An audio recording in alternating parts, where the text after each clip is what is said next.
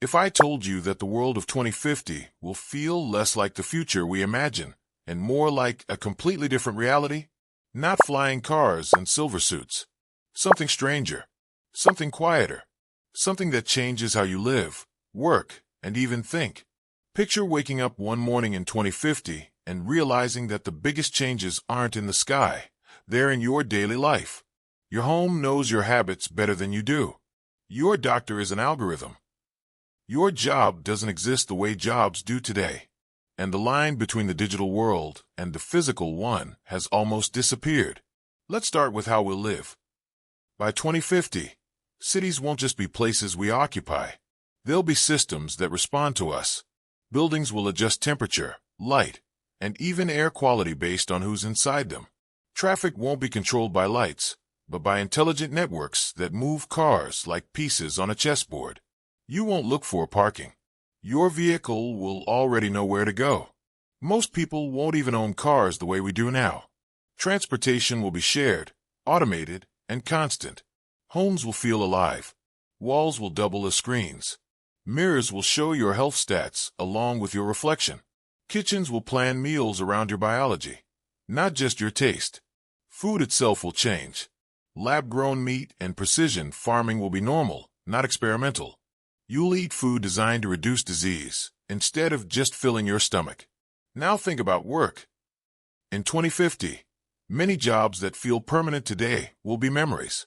Cashiers, drivers, and basic office roles will mostly be automated. But that doesn't mean humans won't work. It means work will shift. People will focus more on creative, emotional, and strategic roles. Designing experiences, managing systems, teaching, caring, creating. The stranging part is that work might become less about survival and more about purpose. With machines handling most production, societies will have to answer a question we've never faced at scale before. If you don't have to work to survive, what do you work for? Meaning may replace money as the main motivator for millions of people. Healthcare will feel like science fiction. Instead of reacting to illness, medicine will predict it. Wearable and implanted sensors will constantly monitor your body. Diseases will be caught before symptoms appear. Cancer might be treated like an infection. Mental health will finally be measurable instead of invisible. AI therapists will handle basic care, while human doctors focus on complex cases. Aging won't disappear, but it will slow down. People in their 70s may feel like people in their 50s today. Lifespans will increase, but more importantly, health spans will too. Living longer won't matter as much as living better. Now look at communication. In 2050, screens might not be the main interface anymore. Voice, gesture, and even thought-based control will replace keyboards and phones. Augmented reality glasses or contact lenses could overlay digital information onto the real world. Street signs might disappear. Directions will float in your vision. Translations will happen instantly. Language barriers will fade. Social life will also change. You won't just follow people online. You'll share virtual spaces with them. Concerts, meetings, and classrooms will exist in hybrid worlds, half real and half digital. Distance will matter less. Presence will matter more. But here's where things get uncomfortable. Power in 2050 won't only belong to governments or corporations. It will belong to systems. Algorithms will decide who gets loans, who gets opportunities, and even who gets attention. And attention will be the most valuable resource of all. Not oil, not gold. Attention. The people who control information will shape reality itself. What you see, what you believe, and what you fear will be guided by invisible code. Truth won't disappear, but it will compete with endless versions of it. Reality will feel customizable. And that raises a dangerous question. If everyone lives in a slightly different version of the world, how do we agree on anything? Climate will shape everything. By 2050, the effects of climate change won't be theoretical. They'll be visible. Coastlines will change. Weather will become more extreme. Some cities will adapt with massive infrastructure projects. Others will struggle. Migration will increase, not because of war, but because of temperature and water. At the same time, technology will fight back.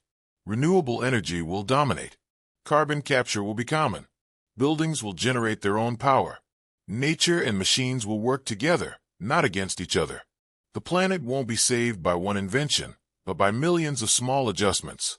And then there's intelligence itself. Artificial intelligence in 2050 won't feel like a tool. It will feel like a presence. Not conscious in a human way, but constantly observing, predicting, and optimizing. It will know patterns of behavior we don't even notice.